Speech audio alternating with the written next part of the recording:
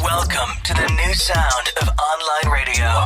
Welcome to the sound of Universal Broadcasting Network. 'Cause you make me feel like I've been locked out of hell. A mix of today's hits and hard-to-find favorites, combined with the most entertaining and intriguing talk anywhere. This is your sound. This is the sound of Universal Broadcasting Network at ubnradio.com.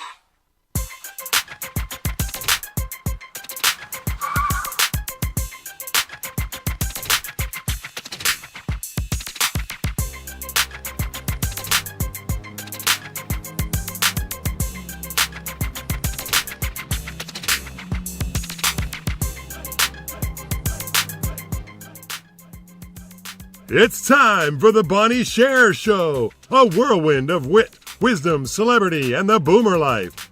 With a little bit of this and a lot of that and so much more you don't want to miss, here's Bonnie.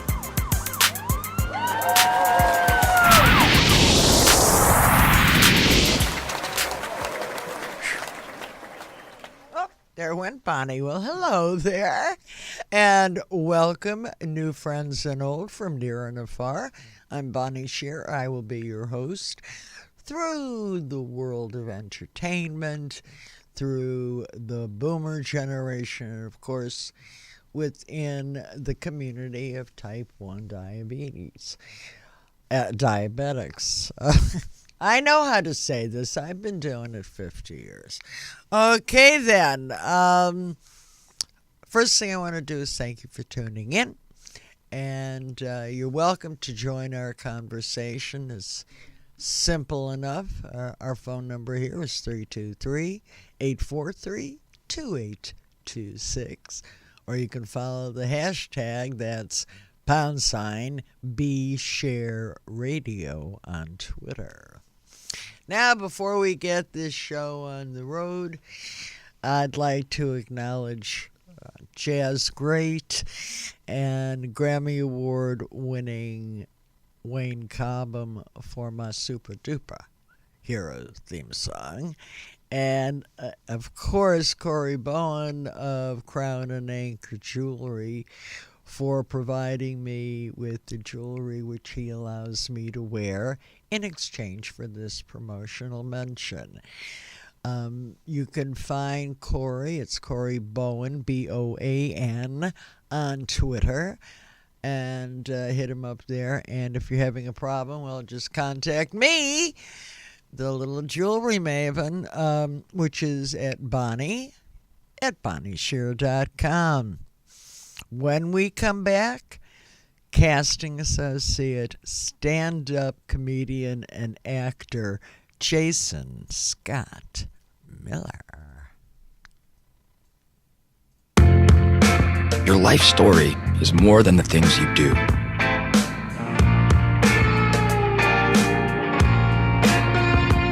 It's a story built on the moments you make today and the impact you have on others. How big is your story going to be? Live your legend. Well, I screwed up and I've been on the air for about 3 minutes. I was just reminded that my very dear friend who's really here with us today, his name isn't Jason Scott Miller, it's Scott Jason Miller, and I better stop drinking all this coffee. It's making me a little cuckoo and the cappy. Hello, dear. Hello. You sound wonderful, even if you get the name. I mean, people usually just call me Schmo, so Jason Scott is wonderful. Yeah, I don't think anybody would call you that and live to tell about it. But welcome is the first thing I want to say to you. Thank you. Yes, what an darling. honor. Please. I'm thanking you for taking your time to come in and schmooze with me. I really appreciate it. Well, I thank you for your dedication to the diabetic community and all the information you provide us and all the wonderful entertainment, UBN, you're giving on here to the boomer folks. It's really, it's something to look forward to every week. There's a Oh, little I bit of thought you meant entertainment with being a lot of boomer education. was something to look forward to every week. I don't think You got it. I love the compliment, my dear. Thank you so much. You're very welcome. So tell me, I know we had chatted before, so that the audience knows not only are you a showbiz guy, but you also happen to be a diabetic yourself, labeled as a 1.5. Yes. Can you speak to that a little bit and let us know? I don't know about you, but I think it's enough already with the ones against the twos, and everybody's so worried about what their number is. I mean, you can worry about your glucose numbers, although sometimes that's for naught, because 5 minutes later, well, it's all different. But there's so much dissension in our country, in our world, that I just am sickened by the thought of it creeping into our community. I mean, what's really the difference? I mean, I know physically what the differences are, but we do, yes. But what's the difference? Well, when I first went to the doctor, because I did the low blood sugars were coming on constantly. Mind you, I've always had metabolic disorders most of my life. When I was 19, I was 6'2", 160 pounds, which is very, very skinny. So by the time I was 33, the blood sugars were dropping. They said, oh, you're type 2 because of your age, because I had like a 17-pound weight gain, and, because it's adult type 2.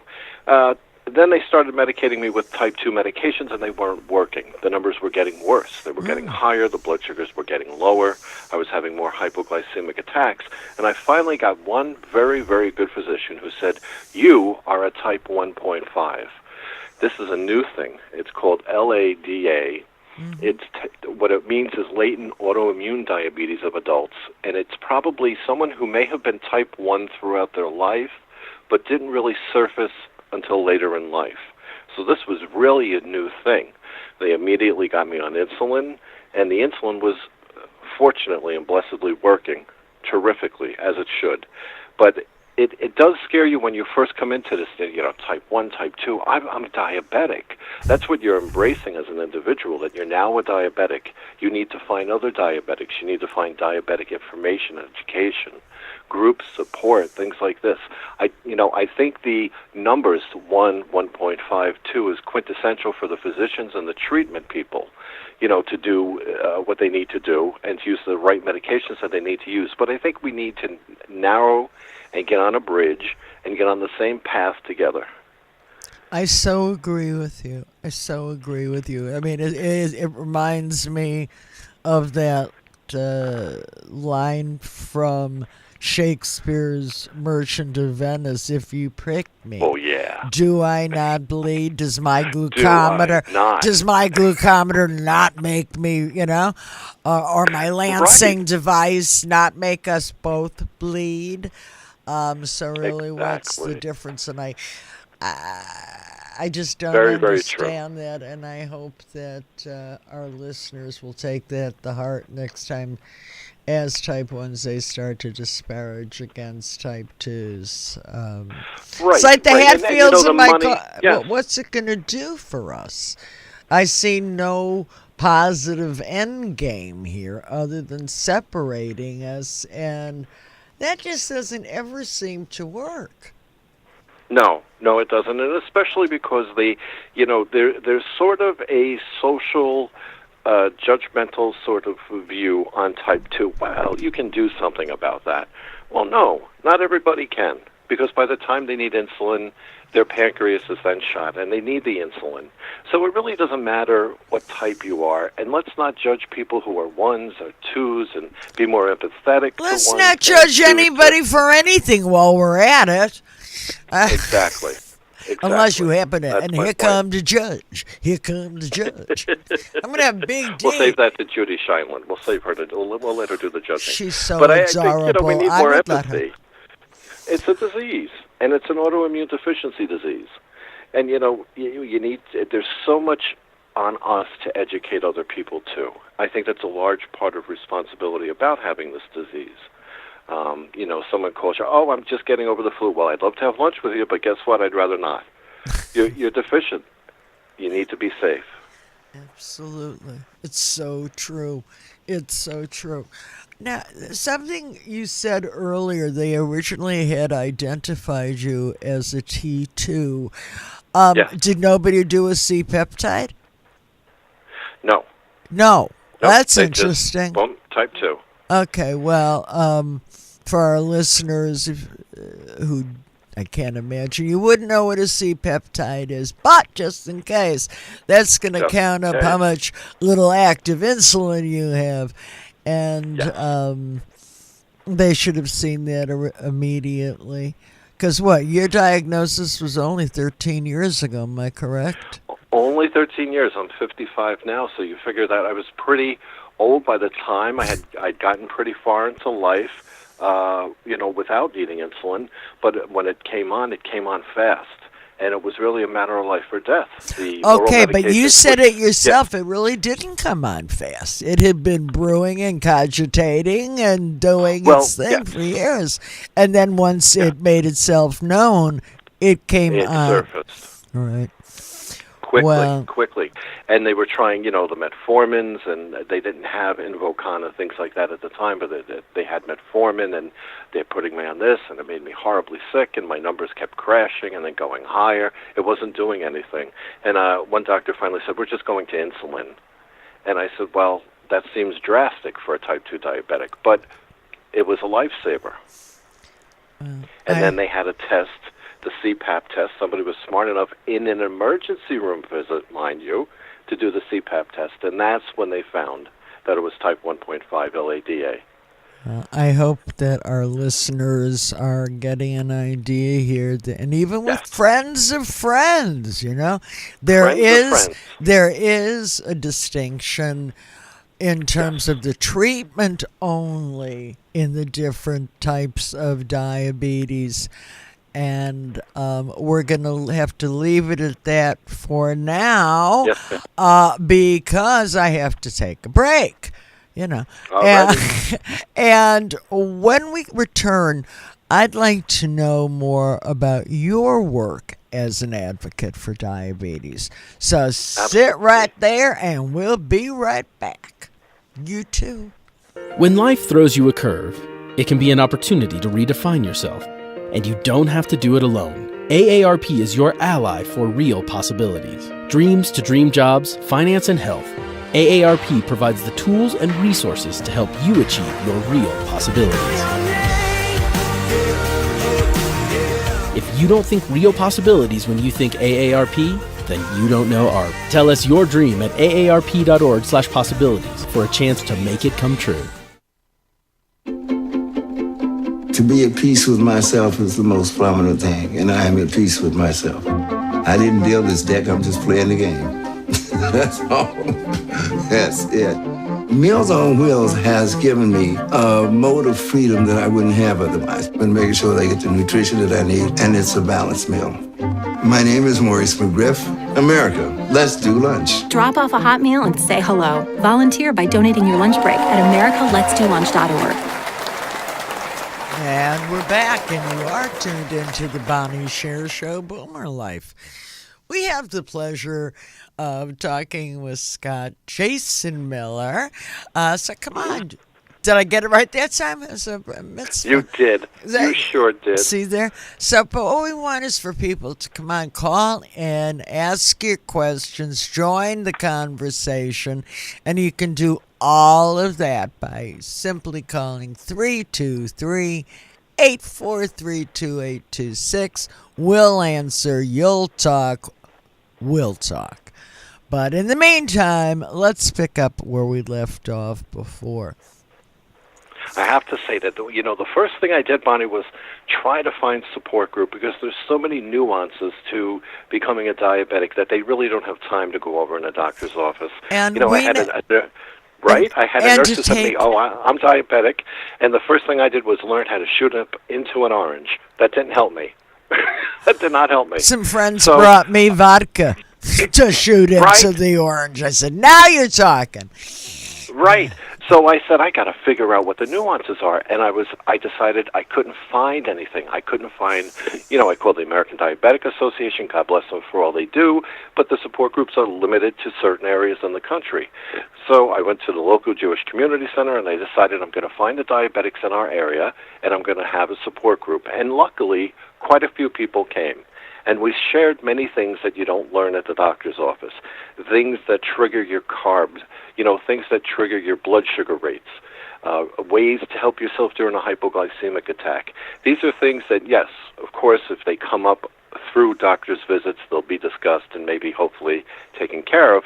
But mind you, I had never seen a nutritionist, and I was on insulin for 2 years. Nobody had ever made that appointment for me. So I had to realize and take it upon myself to find a nutritionist and to go and find out what I should and should not be eating. There are a lot of things, I think, that get missed in the doctor's appointments because of the limited time they have with you and because of all the other things they have to address that go along with diabetes. So that was my first initiative to start a support group at the local JCC. But then Facebook and all social media has been fantastic. We've been able to link with everybody from all sorts of walks of life, many different states across the country, and you share information, you learn things. But you have to be very careful about what you take in and what you act upon. Absolutely. There are people like me who, I'm not really ready for a pump, although pumps are dynamic for most people. I'm still not on that page. So I know that there's a scale to go by for how many carbs I take in and how much insulin I'm going to use. I use Novolog for meals. I know that I can go between 38 and 42 units depending upon the carbs I'm using. But there's a scale for that. And the scale is, it's like sacred information. It's like a piece of the Torah. Trying to find it and get your hands on it. It's sacred. So once you get into it and you're learning a lot, you learn a lot from physicians that are willing to graciously help you learn and be an advocate. If you tell them you're an advocate, they're willing to share a lot more information than they are if you don't seem to have a handle on what's going on. It's really about self-initiative and taking responsibility and not being in denial about what's going on with you. Those are very important points because you're very right. I mean, the doctors are busy, yes. I mean, they're not withholding it purposely. No, not at all. You're fortunate in that these groups exist now, the Facebook and the Facebook groups and those chat rooms. For the first 30-odd years of being a diabetic, I only knew one other.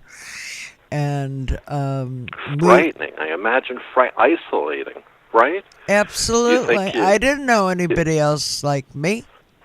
Of course, no. That had to be extremely frightening. And I've even said to my doctor, you are arguably the most brilliant endocrinologist in the country. However, what you're not is a diabetic. Right. It's hard. It is. How do you explain a hypo to somebody? How do you? Very difficult. It is. Well, very difficult too. But that's part of our responsibility too. When you go to the emergency room, you got to make sure they're clear. Each person that walks into that room has to be told, listen, I'm an insulin-dependent diabetic, type 1.5, type 1, type 2, whatever you are, and make sure they know what your insulin dosage is. Because typically, if you're in an emergency situation, they're going to hook you up to an intravenous insulin level right away. It's all about the semantics of it, how much insulin you're on, as opposed to how much you're going to need intravenously. You want those numbers to be known and correct. And I strongly suggest that everybody who's diabetic has typed up, ready on your PC to take with you to the ER, all the information, all your, diabetic information, all your insulin levels, what your last HbA1c is, and this way when you get to the ER, the information's handy to them and they can get to you quickly and have that taken care of so they can handle the emergency on hand. To add to that, I'm a big proponent of, if at all possible, don't ever go to a hospital by yourself. You have Never. somebody there with you. I don't care if you have to grab the neighbor, even the neighbors. Absolutely. It is so very important. Absolutely. One time I had a low blood sugar attack so bad that I thought in my head I was talking absolutely normal, and all that was coming out was blah, blah, blah, blah, blah. You don't know what's happening sometimes. Your cognitive seems okay with you, but your verbal is not. Although to you, you're right. It seems like everything's perfectly normal, Yes. but you're speaking like a gleepian and nobody understands. Right. I especially like after I've already made it known that I'm a diabetic, and a nurse will pass by me and say, "Did you know that you were a diabetic?" No. Boy, am I glad I ran into you today.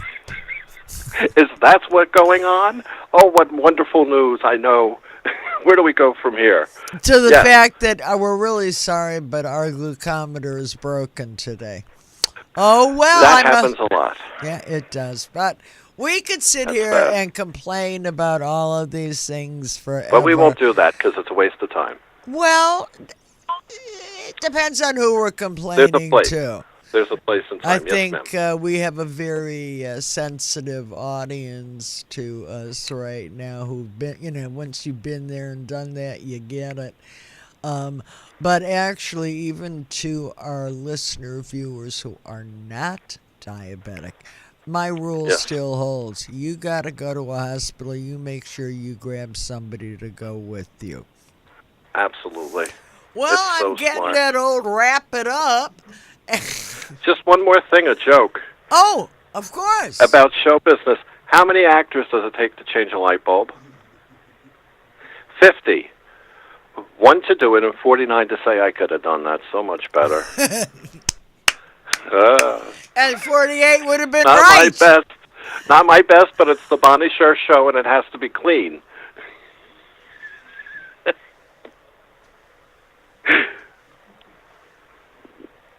Okay, if you say so, I listen. Oh, by the way, and this is an aside, would you please send me that link that we talked about, the Jackie Mason link? Drink, drink, drink. Oh, I love Jackie Mason. Well, boy, talk about when you need a laugh, go to Jackie Mason on YouTube. Yes, I will. Would I'll be glad please? to. I loves you. You take care of yourself. You stay well. Thank you for all you do for all of us diabetics, no matter what our types are. And I hope you and I together can narrow the bridge. Gee, let's work on that. Yes, Hi, ma'am. man. Thank you. Thank you, Bonnie. Thanks for having me. My pleasure. And it was a real pleasure. But as we go to break now, I'd like to acknowledge the important work of my breathing. Oh, no, I can just choke. Not to worry, I don't get paid much. Let's go back. I'm acknowledging and this is no joke, the very important work of the Diabetes Research Institute, and I encourage you to support their efforts. Millions of children and adults with diabetes dream of a cure for this devastating disease. We dream of living without painful finger sticks and insulin injections, and, of course, the risk of life-threatening complications.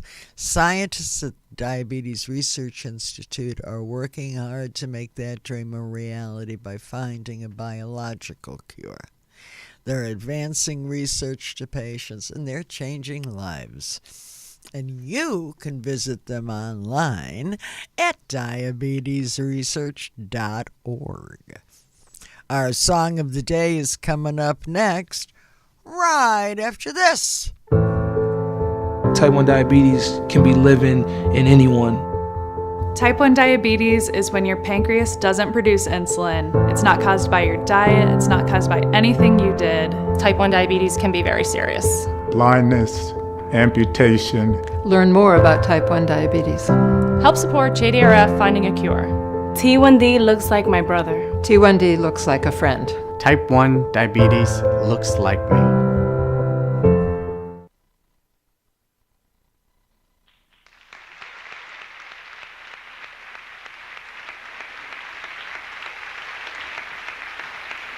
Our first nominee for male vocalist was a MAC winner last year for the same category. He will be appearing at the Russian Tea Room in June. Please welcome, with Mia Wu on violin and Dick Gallagher on piano, Philip Officer.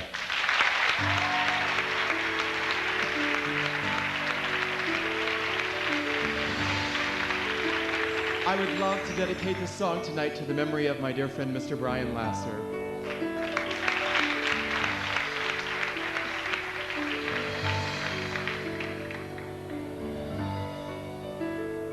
On a clear day, rise and look around you,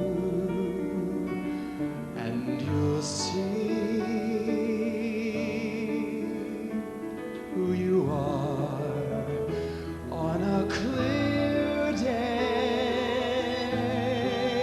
how it will astound you that the glow of your being outshines every star. You'll feel part of every mountain, sea, and shore. You can hear from far and near a world you never heard before. And on a clear day, on that clear day, you can see forevermore.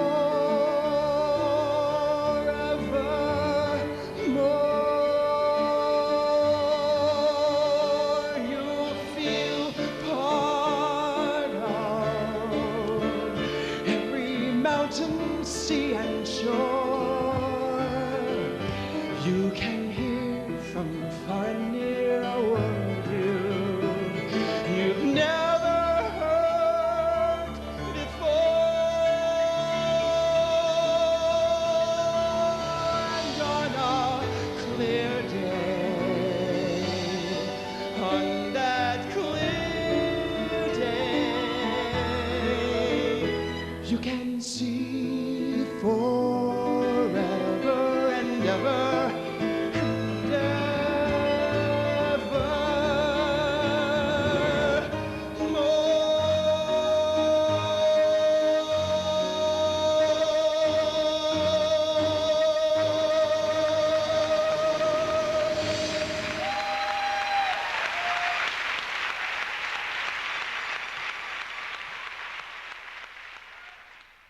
Welcome to the new sound of online radio. Welcome to the sound of Universal Broadcasting Network. 'Cause you make me feel like I've been locked out of hell. A mix of today's hits and hard-to-find favorites, combined with the most entertaining and intriguing talk anywhere. This is your sound. This is the sound of Universal Broadcasting Network at UBNradio.com. In the future, talk radio will actually educate, inspire, and make you think. The future is now. Topics and music that affect your life from Universal Broadcasting Network. Tune in at UBNradio.com. And, still have the glasses on? Well, then I can see. Hello, everybody. How nice to see you. Well, we're back. And this segment, by the way, that last song that we played was a wonderful Philip Officer singing On a Clear Day. Well, now let's get back to welcome back to the Bonnie Sher Show, Boomer Life. My co-host for this segment is Yerachmiel Altman, a member of the T1D Type 1 diabetes community from the great state of Massachusetts via the great state of New York. I see something waving at me. Put that away. I've told you 100 times. Tricks are for kids. Well, that worked well. I get no respect. It's okay, Yerachmiel. It is great to see you. And no laughing till later. Thanks for taking the time from your toys to come in and chat with me again. So what's doing, you brilliant person, you? Well, a few things. No, he came to join. As opposed Can you to hear me? Oh, I hear every word. Oh, your video is behind. I see. Okay.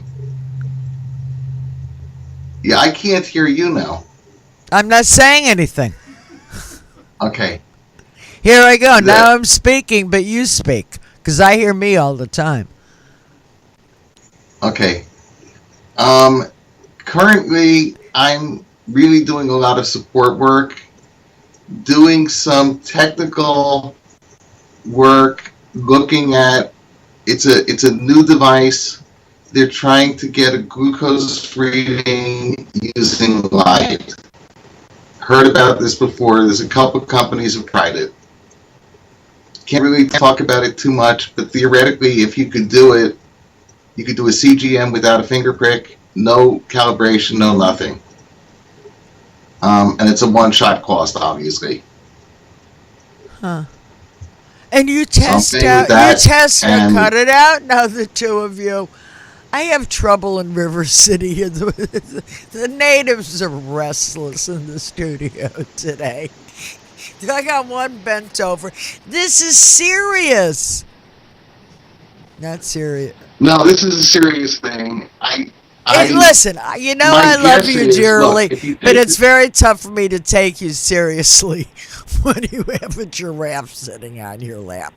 Look, you have to understand, insulin is a growth hormone. I've discovered through research, it's the maturity growth that insulin controls. Therefore, if somebody got diabetes at a young age, they don't mature after that. I got it at 2. You walked me right in, had me sit down and listen to all of that. For that, thank you. It is kind of a cute shot, though, I must say. Will he pee on your leg if you put him down? Oh, I'm losing. He's okay. He's okay? Well, you're better. All right, so... Yeah. Go lay down and go to sleep. See, he's even got his own CGM. I just set this interview up. I just set this interview up saying how brilliant you are, and you're giving me giraffes. Yerachmiel, come back, come back.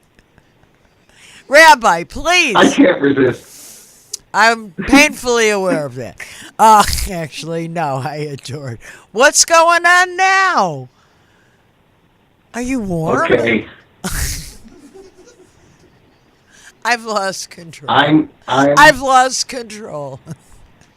Which probably means I never had it in the first place. But let's listen to Yerachmiel. Please tell me your brilliance. Your brilliance? Okay. My contention for a long time has been, even if we have CGMs, we have pumps, we have the equipment, majority of people don't know how to use them. Spoke to some nurses working diabetic camps. Mm-hmm. Kids come in, pumps, with CGMs, with all the equipment, they don't know how to use them. Education is a big key we're missing. Number 2, look at all the issues with the CGMs. Don't know anybody who can go through a week and not get half a dozen problems with their CGM. Correct. The ability to measure blood glucose and control a device from it is based on the fact that you have 100% reliability. 90% reliability, if you have a blood sugar of 50 and it's showing 100, it's going to keep feeding insulin, keep you up. If, on the other hand, it's showing 200 and you're really 100, and it pulls you down 100 points, 100 minus 100 is 0. So we need something that's more accurate than what we've got. It's good, but it's not good enough. Number 2, it's interstitial. You got a minimum 20-minute wait time. So I eat, it starts going up. It doesn't know that for 20 minutes. On the other side, you've got the insulin. From the time of infusion of the insulin till when it's active, you've got somewhere between half an hour to an hour before it even starts. And then you've got the active period, which includes a tail of 3 or 4 or 5 hours, depending on the insulin at each person. Trick would be get a reading of the blood sugar, not the interstitial, and get a way to get the insulin in quicker. Okay, you've now got the Fios insulin that came out. That cuts 20 minutes off of the front of the curve. And you've got 1 or 2 or 3 blood sugar CGMs, all in testing, some of them phase 2, some of them phase 3. The watch is one of the phase 3s. If you can get those 2 things and a pump and get a reliability curve that's good, you might actually have a closed loop that works or close to works. But even with that, it doesn't solve all the issues. It's certainly not going to fix somebody who's not eating correctly. You still got to worry about kidneys. You've still got to worry about eyes. Some of the more recent studies have shown, even if you've got a perfect A1C, people could still develop eye problems. So this idea of having a 6.0 or a 5.5 A1C solving everything isn't it. I mean, we both know people who've got A1Cs in the 7, 8s, and 9s who somehow don't get long-term complications or don't get them as bad. And we all know people who have 5s and 5.5s who unfortunately are suffering. So there's more to it. And there was something else you mentioned to me the other day, which is in terms of what is really new that we have now that 13 years ago we didn't have. Are we seeing? I can't really get a feel for this. There's a lot of talk. The Medtronic, tons of talk. The Medtronic 6, right? The Medtronic pump is, you know, as a person who's worked in pump tech, the last really major pump advance was the Autosyringe MP pump. Everything since then has just been making it smaller, nicer, prettier. It's not a real advance. The Minimed Medtronic pump that shut off when you had a low blood sugar is certainly a little bit of an advance. But that's not going to really, if somebody overshoots or forgets to eat or really gets a super low, how much is it going to help? It's a change of basal rate. Mm-hmm. And since if they got too much insulin, cutting the basal rate, still you got a 2-hour curve before it's active. It's a nice advance, but it's not enough. Don't forget the curve on insulin. So you're cutting it or you're adding to it, but how long does it take till it's active? Yeah, the numbers from it look really good. Have we seen it? Do we have enough data to know? I don't know yet. When I can get 5 years of data across numbers of people of different ages and different lengths of time having it, I'll buy it. Well, you let me know when you do that, and we'll be on the bandwagon with you, even with your giraffe. Does your giraffe say he'll be the first to wear it? What do you mean? Absolutely. I'll give it a go. I'm not wearing the giraffe. Stop it. God, I'm telling you, they're crazy here. The giraffe. The giraffe probably. Well, the giraffe was the third animal I've had that. Hey, well, you know, I told you yesterday I have Punim and I have Shmooey, and I can dig it. But it's just sort of a dichotomy. What can I tell you? A limited dichotomy here. Stop it. I'm getting myself a whip for next week. You think I'm kidding? Oh, this one's jumping up and down. It's his favorite thing I've ever said. All right, listen, Yerachmiel, thank you. Before I let you go, please share with our listeners and viewers how they can follow you, follow your brilliance, and learn from you, and see some other animals. Okay, I'm doing a couple things. On Facebook, I've got a group, Insulinopoly. The group has the books I've written, the 2 books. It's also got a bunch of research papers and things that are current medical for diabetes, T1 specific, but there's a lot of other stuff there as well. But I basically am going through PubMed at least twice a month, sometimes more, through Medscape, through foreign journals, whatever seems to make sense, whatever is a current topic, I'm putting up. I try to keep things relatively in, but if there's articles that seem to make sense having there, even though they're not exactly 100%, I put them there as well. Cardio-related things, general physical things that people should be aware of. I've done a bunch of how to get insulin when you're on Medicare and using a pump, because unfortunately, far too many people are unaware of the deal that Medicare gives people with pumps, which is you don't have to pay for your insulin at all. It's completely covered. The other interesting thing is the cost that Medicare is paying for that vial of insulin compared to the cost that they're charging everybody else. And I really tried to get the advocacy groups to look into it, and unfortunately haven't gotten anywhere. If you have any contacts in advocacy, I'd really appreciate some contact with them. Yeah, there's the Facebook page. That's part of the game I put together, but most of it isn't game or book related. Most of it is research related.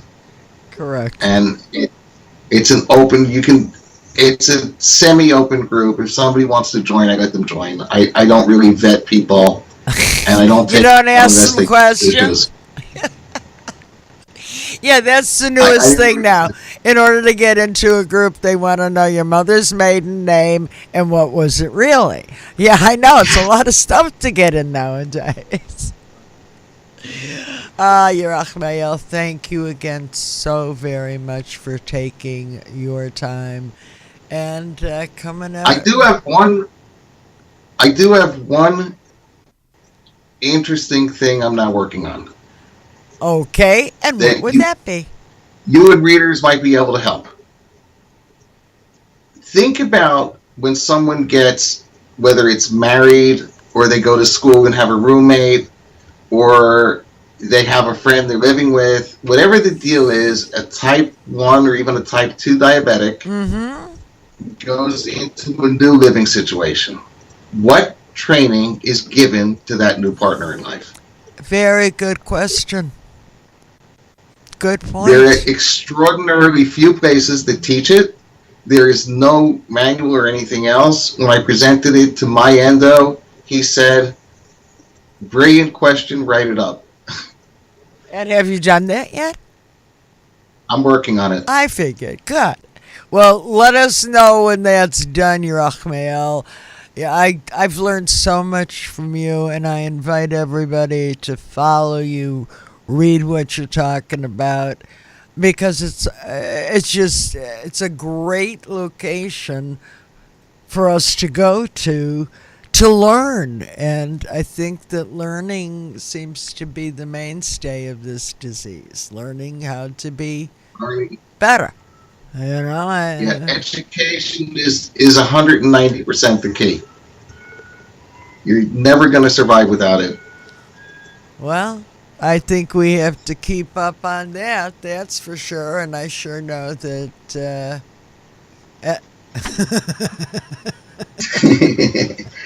He's not going to give up saying goodbye to you.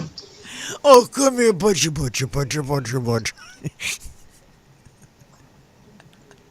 I don't know when I've had more fun learning. Okay? I think you're a swell guy, and I love the way you do this. Yerachmiel Altman. Everybody give him a round of applause.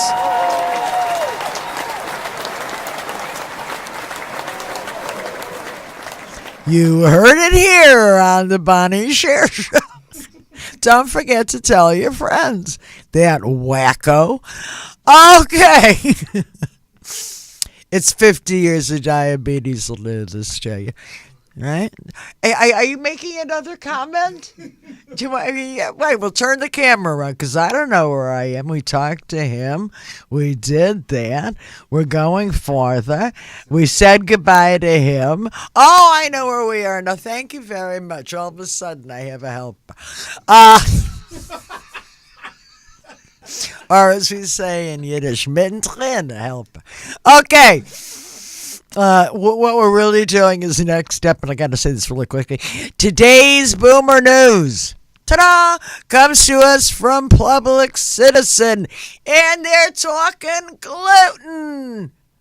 And views from Soapbox. Back in a few.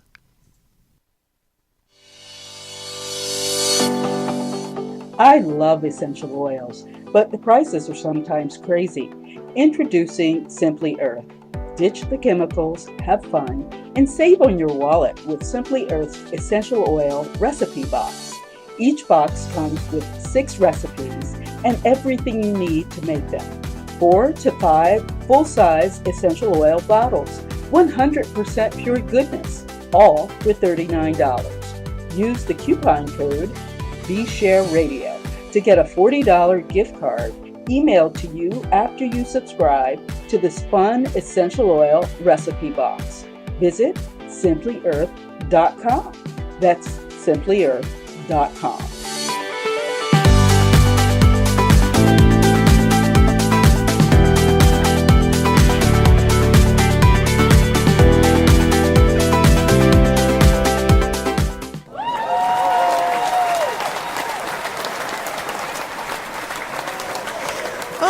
To say this has been one of my lighter heavy shows, and I want to thank you all for being here with me. And but before I'm going to leave here today, you know how much I enjoy my shout out and my shout down, so let's get that together now.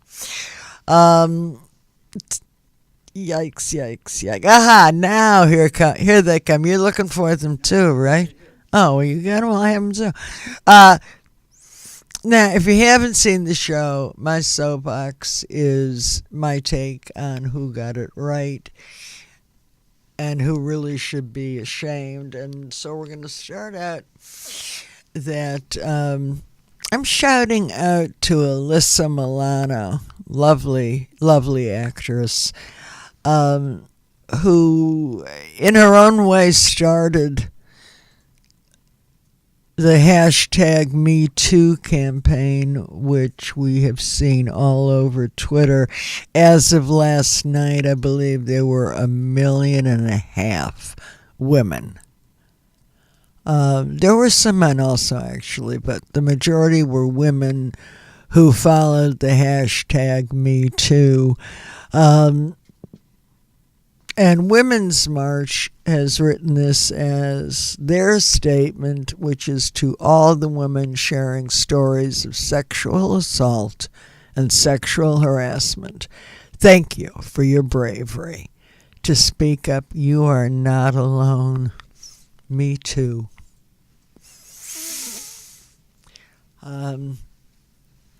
You go, girls. Never again. My shout down.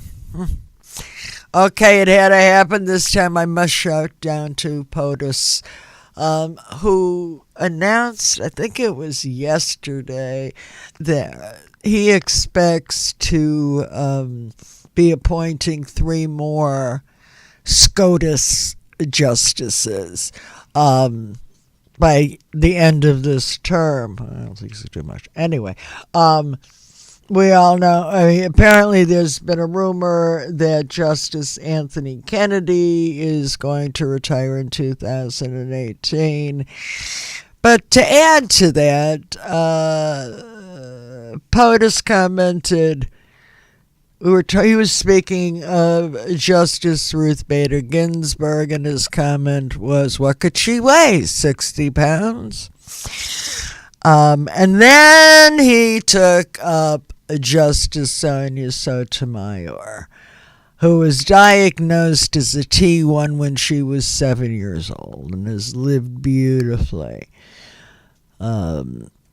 since then. And his comment about Justice Sonia Sotomayor was, her health, no good, diabetes.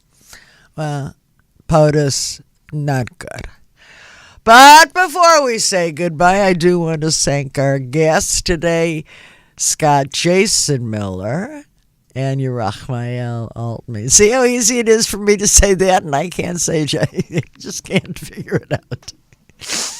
But really, I'd like to thank Simply Earth for their support of today's show, and I want you to remember you can use my hashtag or my coupon code, which is hashtag #BeShareRadio, to receive a complimentary gift card emailed to you after you subscribe to the Essential Oil Recipe Box. Visit simplyearth.com. And it's tasty, too. I don't know. Well, that's our show. And I hope you'll return next week for another 50-minute trip through the land of Bonnie, through the land of the boomers, and through the T1D community. And now, until then, please visit BonnieSher.com. You also please follow the #1 Bonnie Sher on Twitter, and like the Bonnie Sings Lena, Lena's Facebook fan page. Now, many of you are aware of the very, very close relationship that I had with the late Sammy Davis Jr. He was my mentor, and he was my friend. And so I like to end each one of my shows sort of Carol Burnett style, with like a wink and a nod to you, Mr. D.